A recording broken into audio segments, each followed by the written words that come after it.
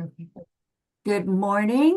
Happy Saturday. I hope you all have your coffee and your water.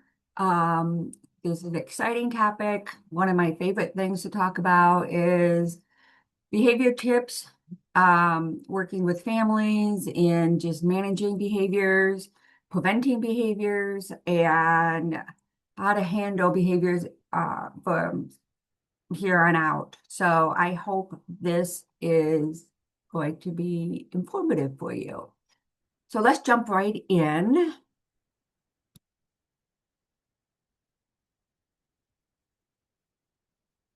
So let's talk about definition of behavior. So it's a lot of us, when we hear the word behavior, we tend to think of negative behavior or naughty behaviors or bad behaviors.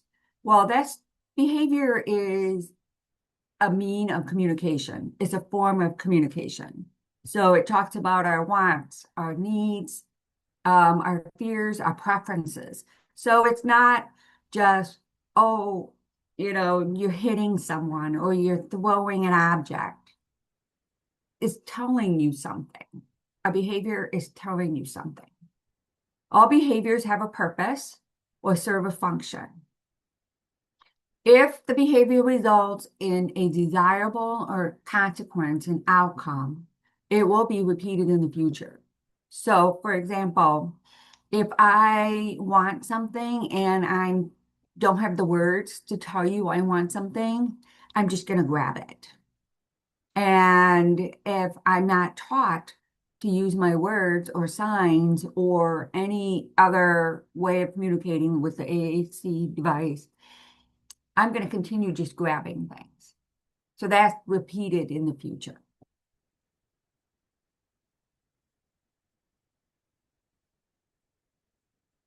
So why does my child have a behavior? It may be the most reliable way for your child to get what he or she wants. It may be the easiest route. It may provide the biggest reward or reinforcer. And we're going to talk quite a bit about that. So there are four functions of behavior, only four. There's not five, there's not 10, there's four functions of behavior. First one is attention. Behavior gets an immediate social response of some kind from others. Second one is escape. The behavior enables the person to delay or avoid doing something they find unpleasant or difficult. Third, tangible. The behavior allows the person to access a specific item or activity that they want. And last, sensory. The behavior helps the person meet a basic physical need.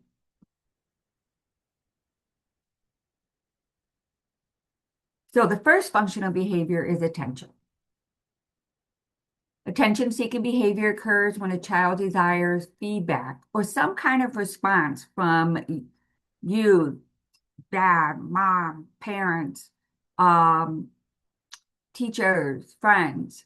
Attention seekers may settle for any type of attention, whether it's positive or negative.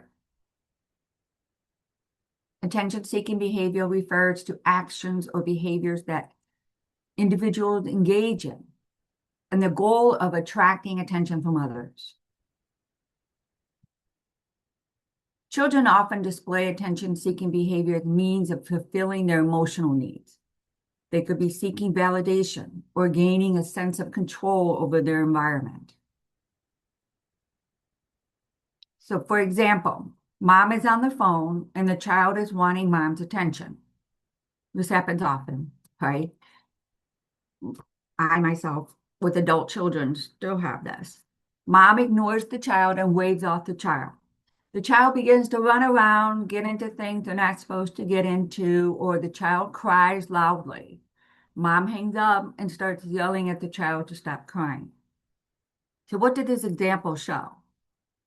So the kid was doing things to get mom's attention. Mom gets off the phone and finally directs her attention onto the child, and the child stops crying. So two things. One is The child got what he wanted. That was mom's attention. Second thing, most likely, I could probably definitely say 99.9% he's going to do this again because he knows how to get mom's attention. The second function of behavior is avoidance and escape. Avoidance behavior begins when a child doesn't want to start a task. So, for example, mom asks her child to pick up her room. The child continues to stay on the computer. That's avoidance. They hadn't started a task. They're just putting it off. Escape is different. Escape behaviors occurs when a child begins a task, and then when it gets hard, the child will have a behavior to escape the task.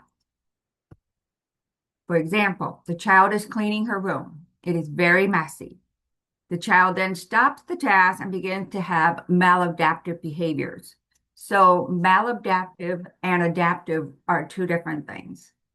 So maladaptive is another way of saying negative behaviors. Now, negative behaviors doesn't necessarily mean physical aggression or verbal aggression. It could be, I'm going to go and hide. I don't want to clean my room. I'm going to hide in my closet and get on my laptop. So avoidance is when it's before they start a task, when they're asked to do something. Escape occurs during a task and it becomes too hard, or they lose focus, or they get distracted, or they're finding not, being rebellious. That's escape. The third function of behavior is access to items and activities. Children may engage in certain behaviors because they are looking to gain access to something. So, for example, mom and the child are at the store. The child saw her favorite candy in the checkout lane. And happens to the best of us. This happened to me. Raise your hand if you all have done and felt that. Go through this. And the reason that they go to the store and all them fun candies and those little toys are right in the checkout lane is because they know how to market to little kids. So the child asks mom, and the mom says no. The child then begins to beg and scream, cry, hit, bite, grab the candy. They have meltdowns. They have tantrums. Mom doesn't want people to stare at them, so she gives her child the candy. I am guilty of that. Just to get them to be quiet, here, take it. That's an access to items. Fourth functional behavior is automatic. The behavior is referring to stimulating the senses or self-stimulating. This behavior functions to give the child some kind of internal sensation that pleases them or removes an internal sensation that they don't like. So some of the sensory stimulation can manifest itself in several ways. They could be jumping, skipping, hand flapping, tapping feet, rocking back and forth. They could be mouthing objects. They could be chewing on objects. They could be picking skin. So for example, when your child is at a restaurant and it's loud, and your child begins to rock back and forth to cope with the loudness in the restaurant, that would be an automatic response to the sounds in the restaurant.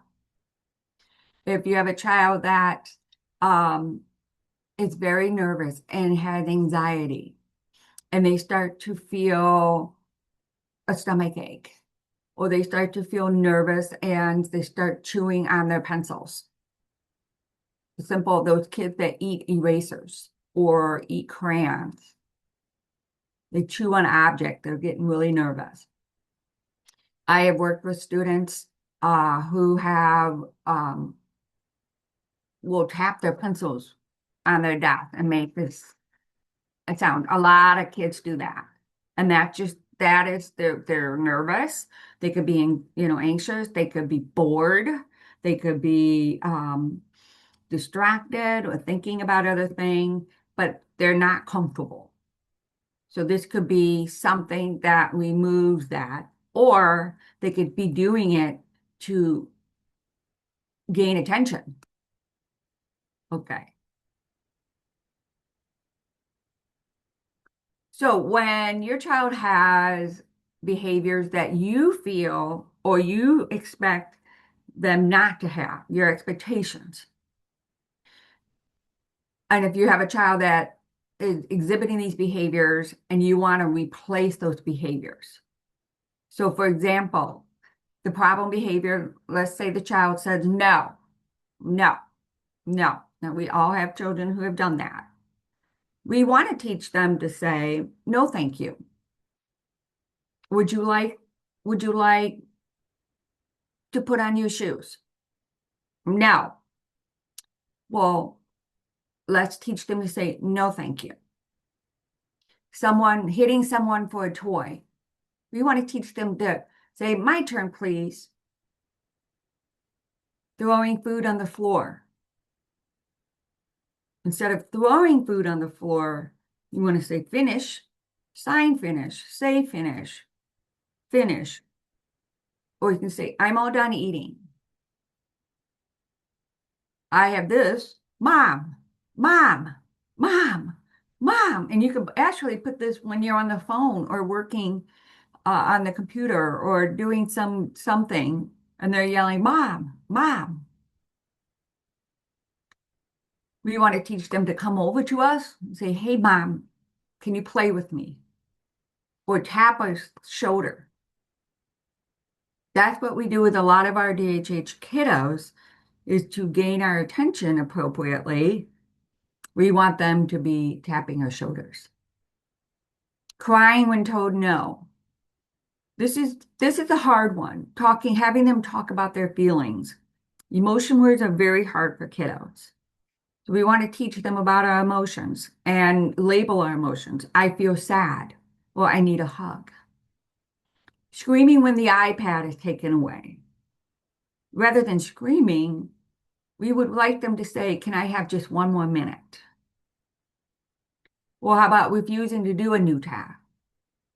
Say, I'm frustrated. I need help. This is hard. And throwing a tantrum. Ah, I'm so mad. So to do those replacement behaviors, never assume that they know what your expectations are if they've not heard or seen what your expectations are. So we want to set clear behavior expectations. So here's a chart. First is we want to state behavior expectations. Create a visual. This helps kiddos see the expectation.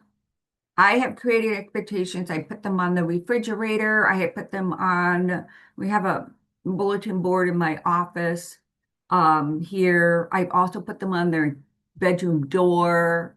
And sometimes the back door and the front door, I will have little post-its.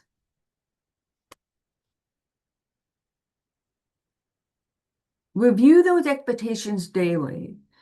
I'm one of those moms that I have strong feelings that my children should have manners, good manners when they're out in public. They would say, yes, please, no, thank you, may I, can I? And I talked about that every day. Make sure when they went to school, make sure you're polite. Let's work on our manners. That was my expectation. And I review those daily. And you model and practice with your child. So my expectation of manners, I had to follow those manners as well. So when we would sit in restaurants, to this day, my children who are adults, we will be out in a restaurant, will say, may I have this? Yes, please. No, thank you. Thank you. I practice that by modeling it. And then you always want to praise for your child for following your expectations. Expectations are going to change, they evolve, right? As they get older, you have new expectations, higher expectations, and it takes time to learn those expectations. So every time that they meet those expectations, provide praise, provide the heck out of them. Good job. Thank you for, being so polite. Well, thank you for listening when I asked you to do something.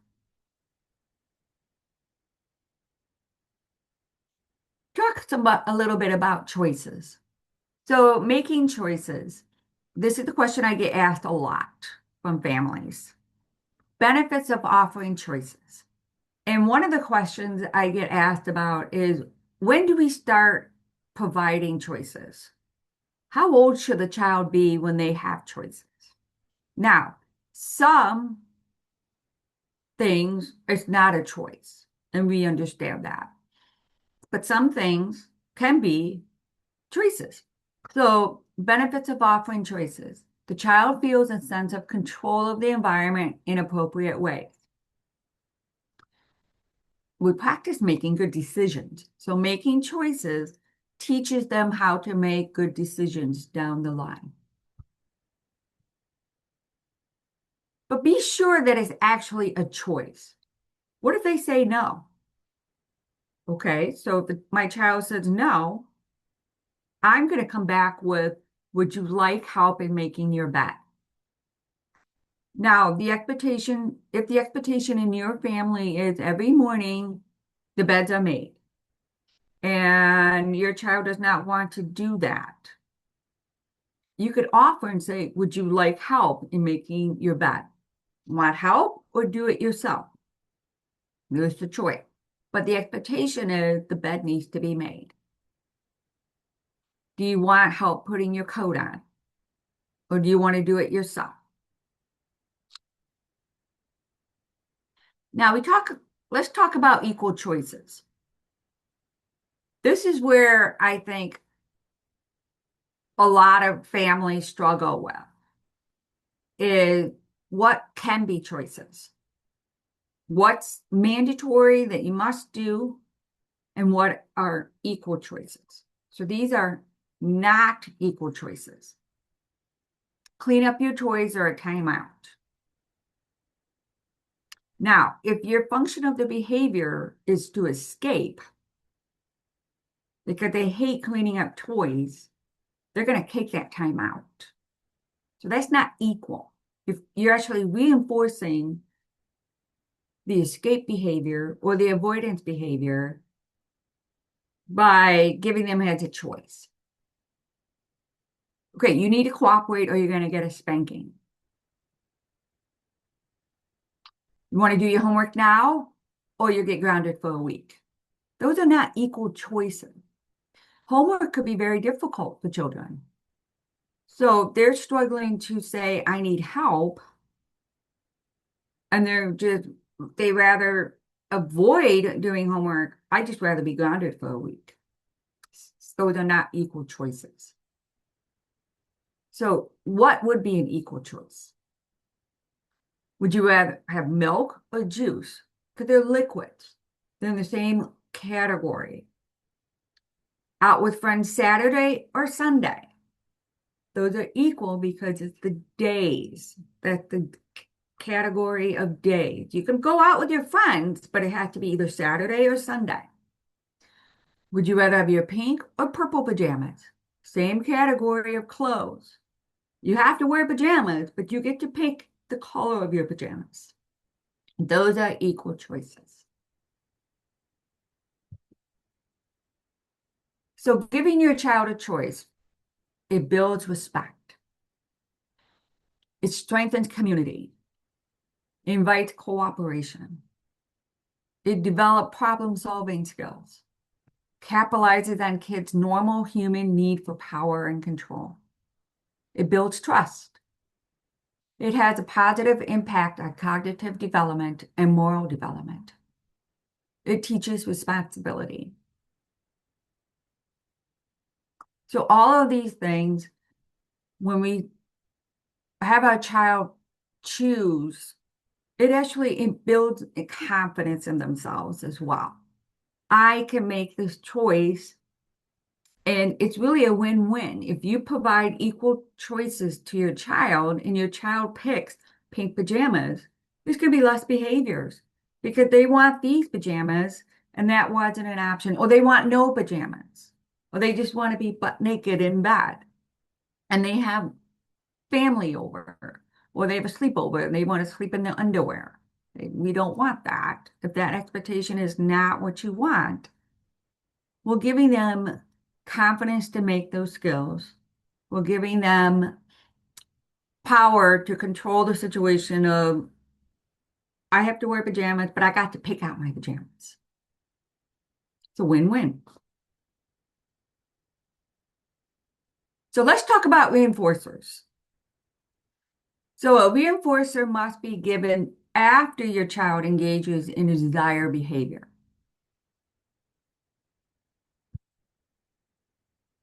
So you're probably thinking, well, what would be a reinforcer? An example would be, I go to work, I work 40 hours a week, I get a paycheck. So that makes me want to go back and work another 40 hours a week because I know I get paid. So the reinforcer is the paycheck. So ensure your child does not have free access to the item or activity, or else it becomes much less valuable to them. So if a reinforcer is the iPad, using that iPad freely at any time they want is not going to be considered a reinforcer because it's not of high value because they have free access to it.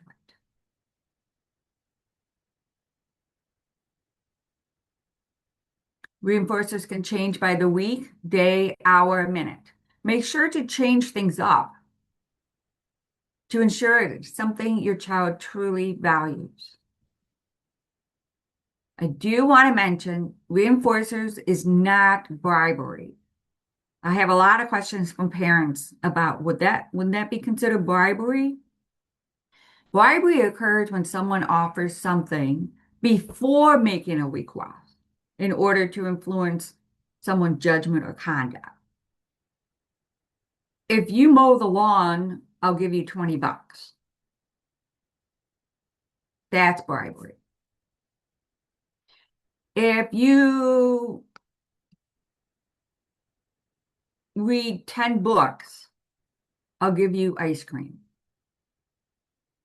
So reinforcers is you change that. Hey, you're going to read 10 books? Then you earn ice cream.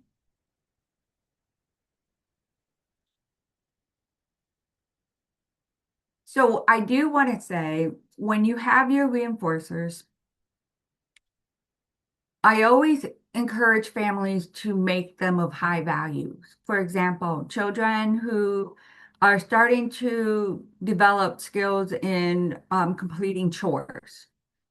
Let's say they're starting to sweep the floor or put the dishes away or in the dishwasher. And in the beginning, it's very exciting because it's a new thing. And they're happy to put the silverware away, or they're happy to do something for you. And then the reinforcer can be, thank you, out and give them a hug. It doesn't have to be tangible. Reinforcers can be in a form of praise, a hug, a high five. Now, as kids get older, we start to see that they would want tangibles. So they earn allowances. If they complete their chores for the week, they can earn something. If they, every day, they come home and they're able to hang up their backpacks and put their coat away, and the expectation is that they have a snack and they start their homework and they finish their homework, they get to play after, or maybe they get to go for a walk, or maybe they get to be watch a favorite television show or play a video game. Some of those tangibles of video games. Um, when we are wanting to change up your reinforcers, we are saying that because if you give them the same reinforcer, they become satiated. They get bored with it and they stop doing what is expected of them. So if you have money, the big motivator for older children, we kind of start seeing some of that in maybe late elementary, where they wouldn't want to earn $1. I remember I live in a house and we have lots of trees. And so every weekend, my parents, this is growing up, my parents had my brother and I pick up sticks. And we are talking tons of sticks. We lived kind of like in a forest. We had a lot of trees. And in the beginning, I remember, oh, this is great, and then we put them in the burn pile, right? Oh, yay. But as it got to be where it was a weekly thing, I was kind of done with it. So in order for my brother and I to do it, my parents were like, we will pay you 10 cents for each stick you pick up. I'm like, 10 cents? Okay. All I heard was dollars. I heard money. And I was like, okay. And I would, at the very end, go 10, 20, 30, and I would come out with 20, 30 bucks. And this is as I gotten older. And I was like, this is great. Okay. So those reinforces. But then after a while, I had a job. I was 16. I still had to pick up sticks because I mowed. And we had to pick up sticks before I mowed. Oh, we mowed, whoever, usually it was me. Um, I was like, oh, I don't want to pick up these sticks. So my parents were like, well, if you don't pick up these sticks, then you're gonna have to mow on Saturday, and then you want to go out with your friends, something like that. So it just evolves. So reinforcers have to change up. I do want to point out, we don't always want to use food as a reinforcer, and I'll tell you why. Food is okay when they're super little. So if they do something, they get a package of fruit snacks. But as your child gets older, schools don't always use food. And so they use tangibles or they earn extra time. We don't want that child to become dependent on food. First of all, it's not always the healthy way. If your child has medical issues, and it's not always going to be available. I've had kiddos where they earn um, fruit snacks, but then it wasn't the brand that they normally have at home. Then they had a behavior, they had a meltdown because it wasn't the same brand. So we always want to try to avoid using food.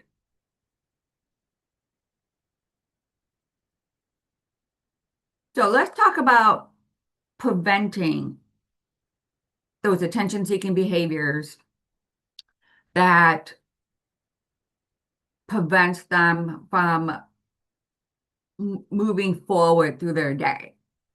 So you're again back to the example of you being on the phone and they're yelling and screaming and getting into things and pulling out stuff in the pantry. How can we prevent that from happening when you're on the phone? So we want to set clear boundaries and expectations.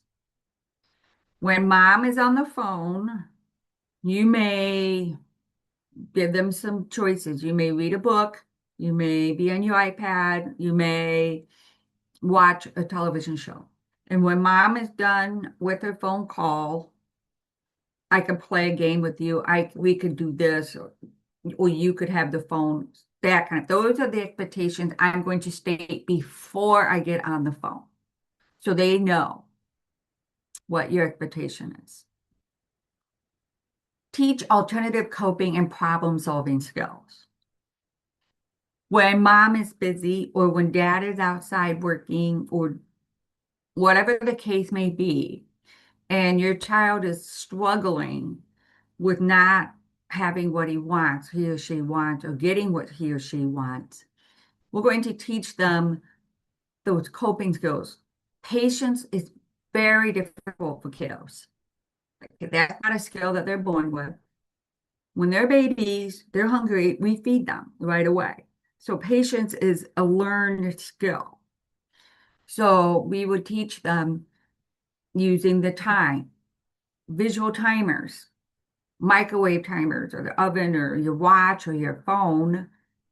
When mom is done in 10 minutes, we can then do what would you like to do? And we would set that timer. So if they can watch that timer, I have kiddos that would watch the clock. And as soon as the clock beeps, they go right to mom and say, okay, can we do this? I'd rather have that than them having a meltdown or a tantrum because they just couldn't wait. That is a replacement behavior of watching the clock. Active listening and empathy. Provide praise and encouragement when they have positive attention behaviors. They sat and waited for you. In the restaurant, that's the most difficult place to have patience is when you're waiting for your food, especially when you're hungry. So I always encourage families to bring bags of things, of tricks, books, toys, whatever. I always had Crate and Barrel or Cracker Barrel always has those the game of the triangle with the golf pins, you know. I had bought one of those tic-tac-toe games, those travel size games and books. I always have that. Um, so, and then when they were able to get through that and had food was delivered, I was like, good job, girls. We're waiting patiently. I know that was hard, and especially when we were out of bread and chips, right? So you want to provide praise and encouragement when they do have those positive attention behaviors. And be consistent. If you have an expectation, those expectations should be stated daily, they should be modeled, and they should be done every day. And I know life gets in the way and we get extremely overwhelmed. I completely understand that. I've gone through that. If you get off track, just get back on and you move on. Don't give up. So, reactive strategies. This is what you want to do when they are having attention-seeking behaviors. We go back. Proactive is things we want to do to prevent. Reactive is things that we're going to do while they're having a behavior. So we're going to ignore the behavior, not the child. So this is very difficult, especially if you're in a public place. So in a public place, I have often, with my children, if they had a meltdown or a tantrum, and I want you to pay attention to when I'm saying meltdown or tantrum. We're going to explain the difference later on. If they have a meltdown or a tantrum in the store, I just did not finish shopping. I left my cart, and raise your hand if this has happened to you. You could just leave your cart, scoop up the kids, and we leave. We get in the car, they're having a meltdown or a tantrum, and they finally calm down. I said, okay, thank you for calming down. Are you ready to go back in the store or should we go home? Always give your child attention when they do or say something positive. Ignore the negative behavior. So if they're yelling and screaming that they want your attention, I'm not going to turn and look at them because you just gave them attention. You just reinforced that behavior. And it takes every ounce of your being to ignore the behavior. Trust me, you have to walk away. You have to look at something else. You have to do something else. I have had parents go in the bathroom and lock the door so they won't give them attention. If your child has a meltdown, do not engage with them. We are not going to coddle them and say, "What's wrong? Are you okay? It's okay. It's okay." Because you just reinforce the behavior of giving that, or the behavior of attention. You just reinforce them by giving them attention.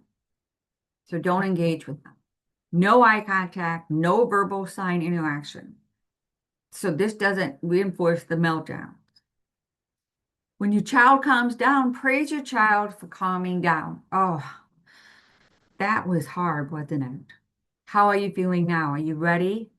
You ready to get back up? And you move on. You never want to rehash those meltdowns and tantrums. We just move on. Withhold reinforcement following problem behavior. So when they have a problem behavior, we're going to reinforce that they don't get to earn something after they've had a meltdown, but they can earn praise after they have calmed down. Because if you give them what they've wanted after a meltdown or a tantrum, you're then reinforcing, oh, I could do this. The child's like, oh, I can do this because eventually I'm going to get this. Always reinforce good behavior. Immediately remove intention until behavior stops. No verbal reprimands, physical contact, or coaxing remarks. So this is where we avoid saying, stop that. Don't do that. You're just reinforcing that attention-seeking behavior because they're getting something out of you. No physical contact. This is where I see a lot of bribery. Okay, if you calm down, I'll give you this.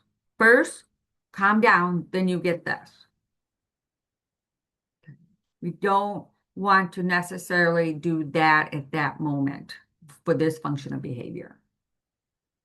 Don't provide tangible items during their meltdowns. Would you like some water? Do you need something? How about if we go to the bathroom? So when I asked you to listen how I was saying tantrums versus meltdowns, there's actually a difference. Tantrums is usually an intention, to usually get something they want. Attention, tangible of a toy, a treat. Those tantrums is something they want. The child may appear out of control, but are actually able to stop the tantrum immediately. If you have a child that screams and hollers, and then you look away, start walking away, they stop. And if you turn around and look at them, they have that whole tantrum again. You might notice a child throwing a tantrum glance over at their parent. Tantrums are a healthy, normal part of development. It happens. It's part of this is their way of saying, I'm trying to get what I need and what I want. And this is the only way I know how to do it because I know they're going to give it to me. Tantrums use the thinking and feeling parts of our brain. I want something. I feel better if I get what I want. Like if I'm not getting attention, and if I just holler and scream and yell and kick and stomp my feet, I know my mom is gonna help me. I'm gonna feel better afterwards. Tantrums are a method of communication and a behavior choice. Is a choice. Now, how's that different from meltdowns? Meltdowns are often triggered when the child is feeling a sensory overwhelm. So they're feeling overwhelmed by something that's going on in their environment or internally. A trigger can be a sensory item or something else that goes wrong when elevated. When a child is melting down for the executive functioning part of your brain, the prefrontal cortex part of your brain shuts down. The child mid meltdown is out of control. They can't easily stop when the trigger is resolved. Meltdowns use the fight or flight part of our brain. And meltdowns are emotional reaction. It's not a behavior choice.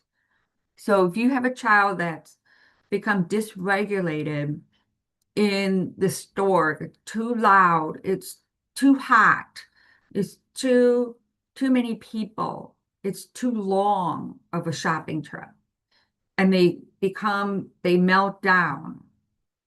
We never want to shame that. This is the sensory dysregulation. We never want to say, stop it. Don't do that during a meltdown. This is something that is out of their control because of a sensory part of the environment. When you remove that child from the environment that is causing that meltdown and they become calm, then you know that was something that they couldn't control. Versus a tantrum, if they're in the store and they're just being loud and they just want something and they get upset when they're told no. But as soon as you move on to the next aisle or you move on to the next part of your day, they kind of snap out of it very quickly.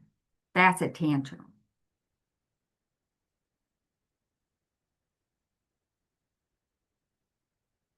So here are just some reactive strategies, some de-escalation techniques. For example, we have validate their feelings. I understand you're upset. I understand you're mad at mommy. Let's take a break. Let's do some deep breathing exercises as they become older. Let's just deep breathe. One of the things that I often work with families is avoid the word no. No is a trigger word. No, stop, don't, wait sometimes can be a trigger word. If you use the first then, first, put on your shoes, then we can go outside. First, use the bathroom, then we can go. Rather than saying, we are not going outside until you go to the bathroom. Then the tantrum comes. So you want to avoid the word no. Sometimes just redirection, using a distraction. Next here, steps to support your child with a sensory overload. So notice the early signs. Sometimes, if they're becoming restless or they start getting irritable or they start becoming withdrawn, catching an overload early makes it easier to support before it escalates. So if you catch it, then you can remove the sensory trigger or stimulus and prevent the meltdowns or the tantrums. Reduce the input. Lower noise, light, demands when possible, creating a calmer environment. Create a safe space. In my home, we had a safe space. It was a family room downstairs when my child who had sensory integration issues when she was little, she would have to go down there and she had her headphones on and she had her favorite blanket and she would just sit and rub her blanket. That was her safe space. Support regulation. Use those calming strategies and plan ahead. If you know restaurants are difficult, or if you know going to Walmart is difficult, prepare for the environment with breaks and tools. For those that take their children to Walmart or Target or Menards and Lowe's and those places, I always had a bag. I bring my bag of tricks and have them distracted. Oftentimes, families will use their phones and the child can watch the video. Here's some proactive strategies for separation anxiety. This is very hard for kiddos to leave their parents or to leave to go to school, to leave grandparents. Make and practice a goodbye ritual. You could do those, the hand things, and you could do a practice run where we practice, okay, we're gonna be role playing how we're gonna say goodbye. We could do social stories. You want to stick to a routine. Validate those feelings. I know this is hard saying goodbye to grandparents, but we will see them again. Make it a positive. It's time for school. At 3 o'clock, mommy will pick you up from school. Here's some reactive strategies to decrease anxiety. Count to 5. Blow into your hands. Make a fist and then relax. These are just simple things. Ask for a hug. That's my favorite.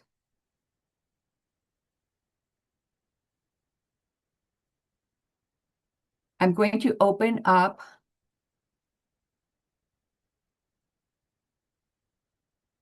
the floor for any questions that you may have regarding anything that we talked about.